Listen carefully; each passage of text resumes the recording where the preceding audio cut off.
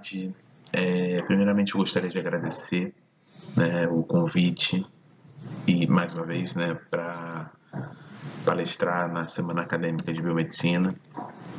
Meu nome é Max, eu sou biomédico de formação, né, virologista, mestre em Ciência e Biotecnologia e faço doutorado em Ciência e Biotecnologia na Universidade Federal Fluminense. Hoje a gente vai conversar um pouquinho como que as variantes do SARS-CoV-2 impactam na pesquisa de antivirais para a Covid-19. Importante a gente, primeiramente, definir, né, o que são os vírus. Né? E os vírus são parasitas intracelulares obrigatórios, então eles necessitam de um hospedeiro para que eles possam realizar o seu ciclo de multiplicação. Né? Eles podem infectar plantas, animais, bactérias e também nós humanos. Muitas viroses ainda não apresentam um tratamento antiviral eficaz. Então aqui ao lado nós temos aqui diferentes manifestações que podem ser causadas por infecções virais. Então eu posso desde vírus que são encefalitogênicos, então eles são capazes de causar lesões de caráter inflamatório no nosso tecido nervoso. Temos vírus que têm tropismo cardiovascular, vírus que causam inflamação no tecido hepático, vírus que causam infecções no tecido ocular. Né? Então a gente tem também as infecções de pele, as doenças sexualmente transmissíveis. E justamente por essa gama de possibilidades para infecção viral, a gente demanda da importância da pesquisa e do estudo dos antivirais e também da vacinação. Tá? Então a gente vai falar um pouquinho sobre cada um desses tópicos. Temos aqui um quadro para justificar essa grande variedade, né, de infecções virais que vem a acometer principalmente, né, a nós humanos. Né, e a gente tem em vários locais do planeta, sejam doenças emergentes ou sejam doenças reemergentes, né? E a gente acabou, né, caindo num panorama um pouco diferente, né, em relação a essa nova, né, emergência envolvendo os coronavírus. Então, no final de 2019, a gente teve o surgimento dos primeiros casos de uma doença viral, né, a princípio, que se manifestava como uma pneumonia, né, e você via esses pacientes com acometimento pulmonar, né, e a partir do método de isolamento e caracterização, os pesquisadores compreenderam que tratava-se de um coronavírus. Então, em vista do fato da China já ter passado, né, por surtos e epidemias envolvendo coronavírus que podem causar síndrome respiratória aguda grave, a suspeita já foi imediata em relação ao novo coronavírus que causa a Covid-19. E a partir daí a gente tem, né, o SARS-CoV-2, né, que é o vírus que causa a Covid-19. Então, Covid-19 é o nome da doença causada por um coronavírus, que é o SARS-CoV-2. Então, dentro da virologia, a gente tem a terminação, né, a terminologia correta dentro da virologia é justamente Covid-19 ser a doença, mas é uma doença causada pelo SARS-CoV-2, ou seja, é um vírus capaz de causar a SARS, que é uma síndrome respiratória aguda grave. Trata-se de um coronavírus, 2 por ser novo, ok? Então, os coronavírus, eles são vírus de RNA polaridade positiva, envelopados. Eles têm uma alta capacidade de mutações, justamente por serem vírus de RNA polaridade positiva. Temos 4 gêneros: alfa, beta, delta e gama. O alfa e o beta infectam seres humanos.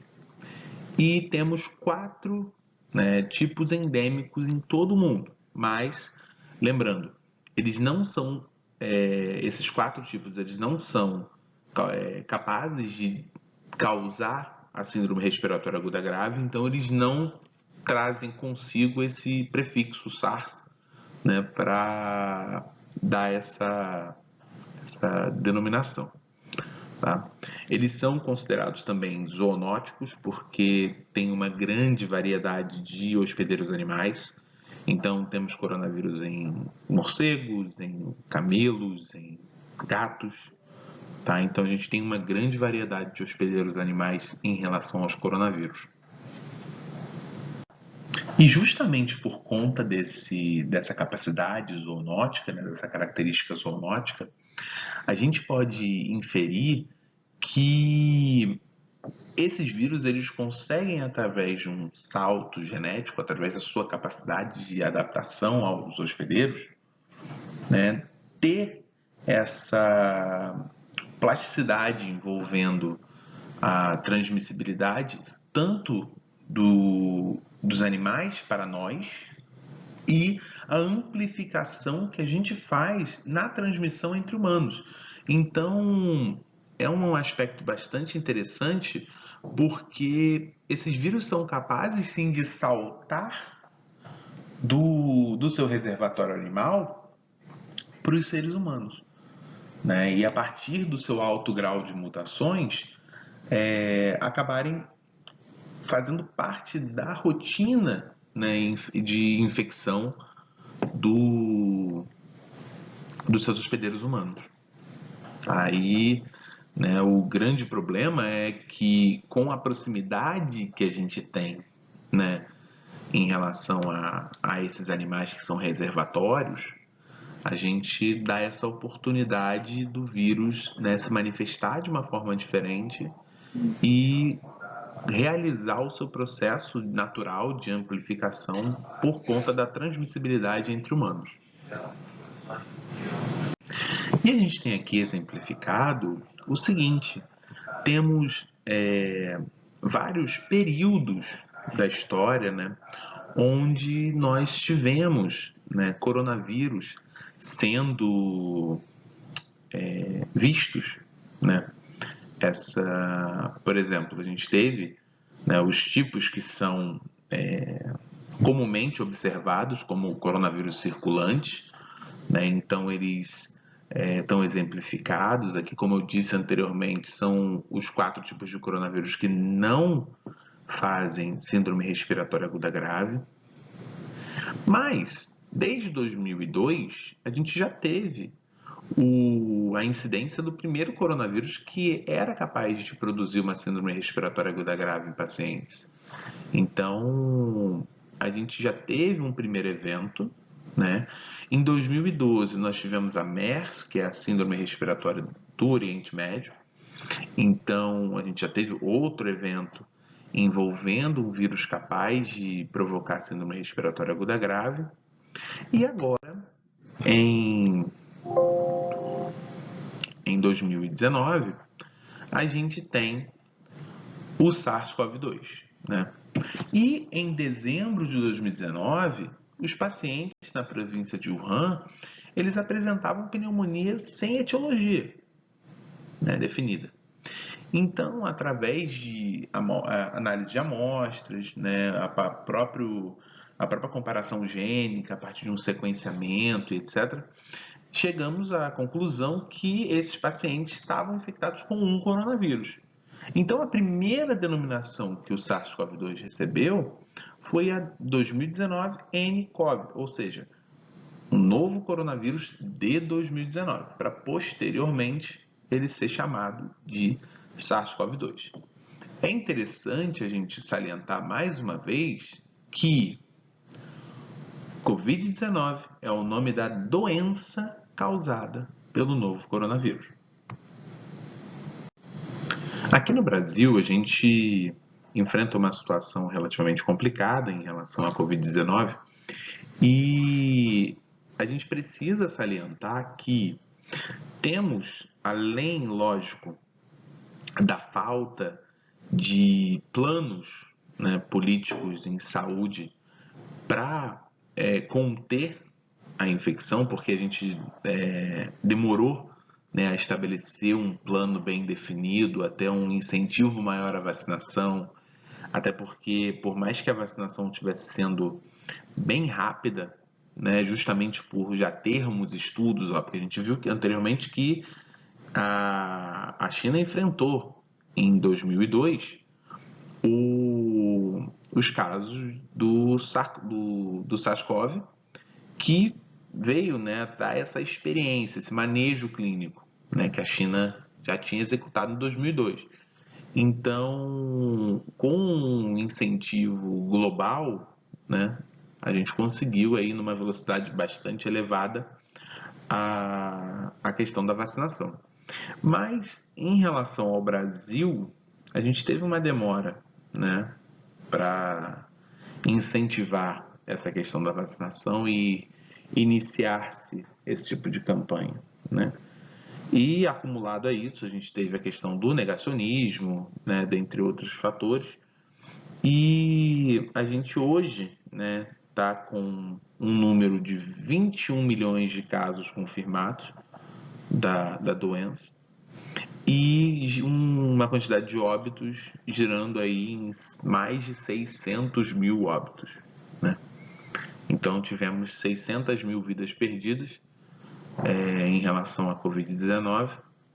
Poderia ter sido um cenário muito diferente, né? Mas infelizmente, por conta de uma gestão, né, não bem executada, a gente acabou enfrentando esse tipo de situação, tá?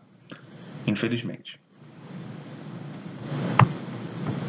E aqui eu trago para vocês essa exemplificação aqui, que mostra, né, como existe um abismo entre os casos que são notificados, ou seja, as pessoas que procuraram atendimento médico e foram verdadeiramente diagnosticadas e notificadas para o Ministério da Saúde, e os casos assintomáticos, ou seja, caso onde não houve a procura do atendimento médico, regiões onde a vigilância epidemiológica não alcançou, né?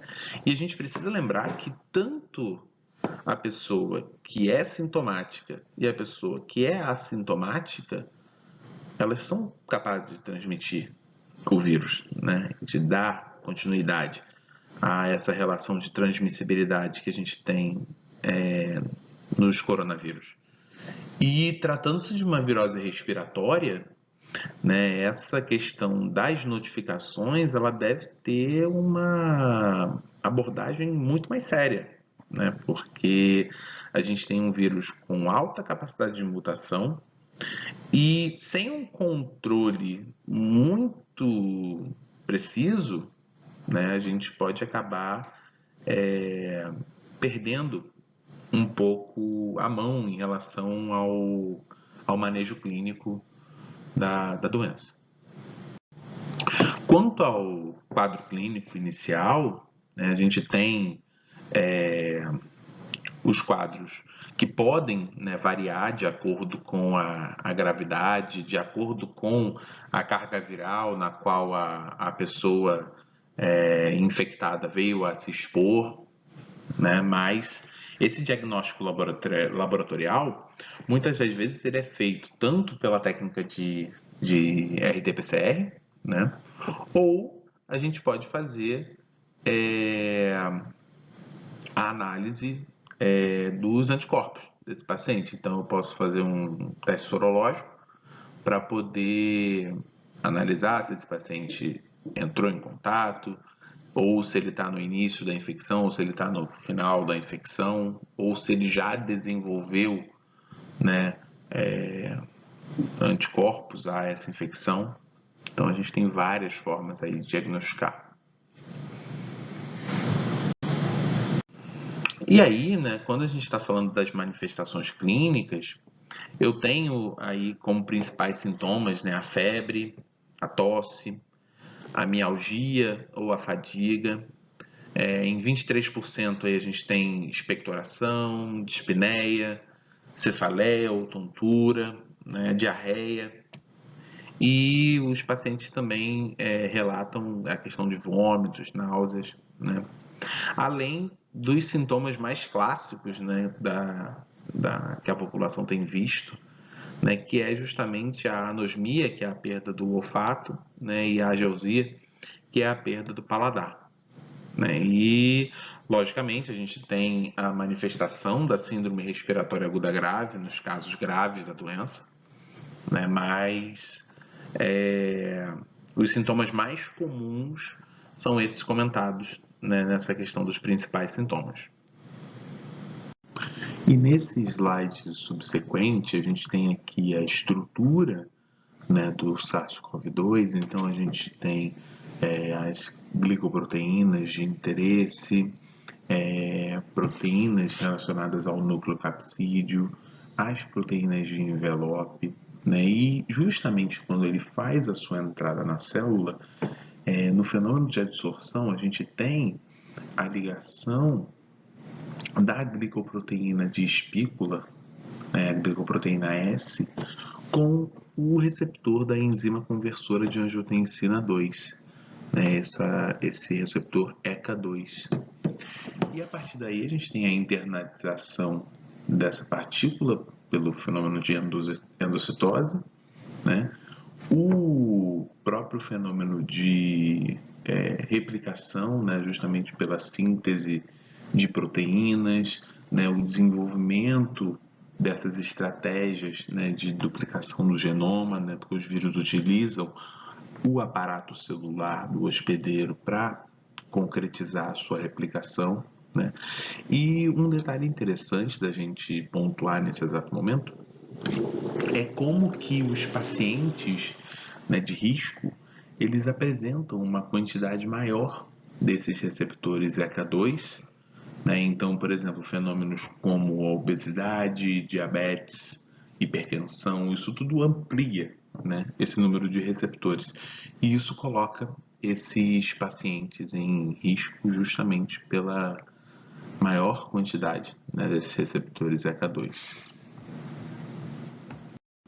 E um ponto interessante da gente destacar também, que inclusive enaltece a importância da pesquisa, né, dentro da virologia e do porquê entender os componentes estruturais dos vírus, é que justamente, né, por conta do SARS-CoV-2 tratar-se de um vírus de RNA, ele possui uma capacidade de mutação muito maior do que o convencional, né? E a gente tem observado alterações na conformação da proteína S. Então, essas variantes, elas estão mostrando essas diferenças, né? As novas variantes referentes ao SARS-CoV-2 estão mostrando essa diferença na proteína de espícula. Então, ó, reparem que a gente tem a variante B 117, a B1351, a P1, dentre outras variantes que, se a gente for analisar, né, o tempo no qual elas foram descobertas e catalogadas, a gente tem uma quantidade muito grande de variantes, né, num período pequeno de espaço de tempo.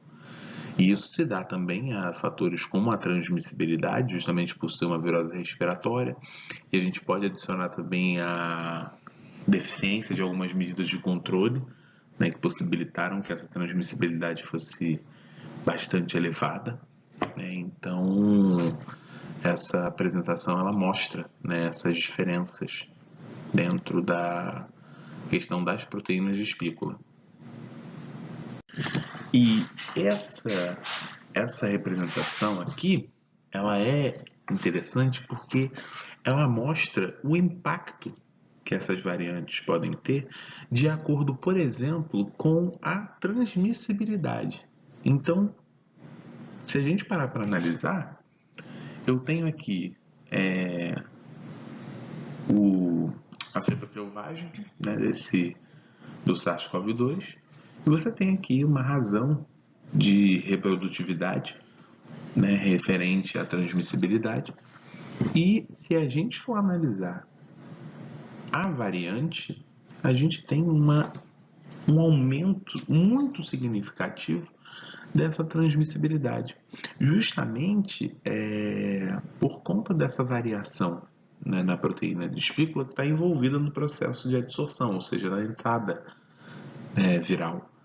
E isso é bastante preocupante, porque a gente tem um maior número de contaminados, né, por ela, maior número de infectados por ela, justamente porque a sua transmissibilidade ela é muito maior.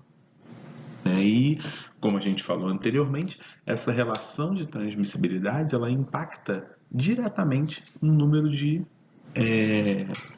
mutações que a gente pode observar.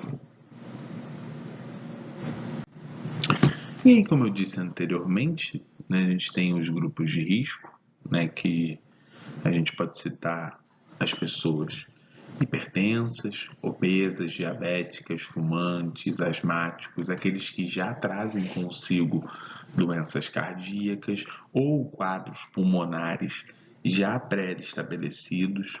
A gente pode também inserir a questão da imunodeficiência, então, nesse caso, as pessoas que vivem com HIV não controlado, elas se enquadram nesses grupos de risco para a Covid-19.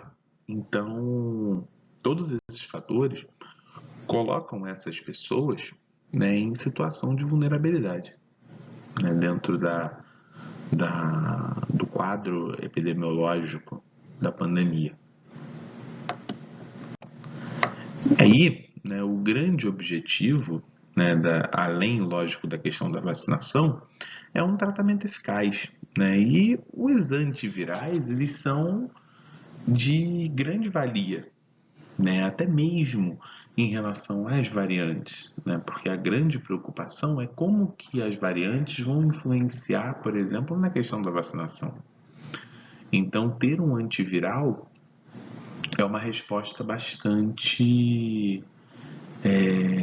interessante para controle da doença. Né? E o antiviral ele tem que interromper a replicação do vírus sem afetar de forma significativa o metabolismo da célula do hospedeiro.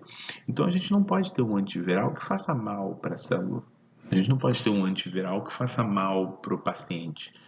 Ele tem que interromper a replicação do vírus, atuar na sintomatologia sem ser tóxico ao paciente.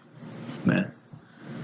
E aí a gente pode ter antivirais para agir nas múltiplas etapas do processo replicativo. Então, eu posso ter um inibidor de adsorção, um inativador intracelular, né? Alguma coisa que estimule a resposta imune do organismo.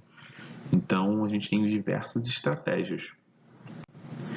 E aqui, uma outra estratégia interessante é o reposicionamento de fármacos, ou seja, eu já utilizar fármacos que existem no mercado, que já tiveram testes quanto à sua toxicidade, quanto à sua eficácia, né, em manter as características originais dessa célula e realizar testes para ver se eles são capazes de inibir esse novo patógeno de interesse. Então, a gente tem aqui, por exemplo, alguns candidatos, né? Muitos são análogos de nucleosídeo, né? Mas a gente tem, por exemplo, Arbidol, Umifenovir, que já são utilizados, né? A gente teve testes até com a questão da cloroquina, né? Apesar dessa questão da cloroquina ser algo bastante complexo, né, por ela apresentar uma influência, né, negativa em relação a pacientes que não estivessem, né, em caso muito grave da doença, mas isso está em estudo, apesar de não ser mais um protocolo, tá? Vale salientar que não é mais um protocolo, né? Mas a gente tem que levar em consideração que todos esses fármacos eles já apresentavam um potencial antiviral. Né? Então a gente não pode, né, atribuir qualquer fármaco para reposicionamento. Eles têm que ter uma atividade minimamente comprovada. tá? E aí a gente pode observar, né, possíveis problemas, né? Então, por exemplo, a gente pode ter o fato dele inibir a replicação, mas depois da pausa do tratamento ele não tem um efeito prolongado, então esse vírus volta a se replicar. Podemos observar a toxicidade, um metabolismo muito rápido dessa droga, tá? Baixa absorção, rápida excreção. Então, por exemplo, a gente tem que analisar a questão da toxicidade, seja a toxicidade hepática ou então toxicidade renal, ver como esse fármaco ele vai ser metabolizado, excretado. Então, a gente tem que ter um amplo controle clínico desse paciente, né, e desses sintomas e dessas consequências vindas do tratamento para poder designar, né, uma droga a um determinado fim. Então, como candidatos a antivirais, né, para uso na Covid-19, a gente tem, por exemplo, alguns análogos de nucleosídeo, como o Remdesivir ou Lopinavir, Ritonavir, né? O uso do interferon ele também é bastante interessante, né? Já que é um mecanismo imunológico já conhecido, né? Contra as infecções. A própria ribavirina ela vem sendo utilizada em alguns testes, né? Para inibir essa partícula viral, mas lembrando que são possíveis candidatos. Tá? Ainda tem muito estudo pela frente para a gente dar segurança e confirmar de fato, né, que um fármaco pode ser totalmente indicado e direcionado ao tratamento da Covid-19. Então, as novas frentes de pesquisa, né, elas devem ser no teste de reposicionamento, então continuar testando o reposicionamento de fármacos, né, porque é uma maneira mais rápida de você ter uma resposta, uma alternativa, né, já segura e etc. Testar novas drogas sintéticas, então os grupos, né, de pesquisadores, eles testam novas drogas sintéticas para ter uma nova alternativa frente a esse tratamento. Os produtos naturais também, então grandes grupos de pesquisa, incluindo o grupo no qual eu pertenço, nós testamos produtos naturais contra as mais diversas infecções virais, então a resposta também pode estar, né, nos produtos naturais.